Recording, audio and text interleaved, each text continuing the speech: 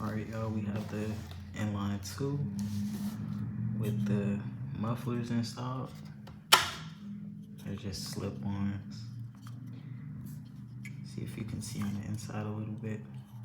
I don't know, it has a real baffle system in it though. You can kind of see in there just a little bit. Yeah, just a little bit. It's like 4 different chambers, 4 or 5. I forgot how many I put, but slip right onto the exhaust, and you have 2 of them.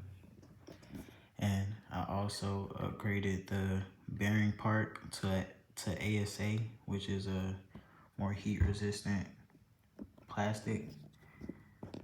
And now you don't see any more, no more play.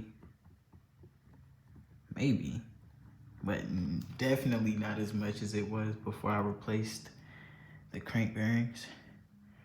And now it's time to hook this thing up. Got the expansion chamber, air coming straight out into these things, and it's 2 of them. This thing looks quiet. It doesn't look loud anymore. I don't think it's gonna be loud.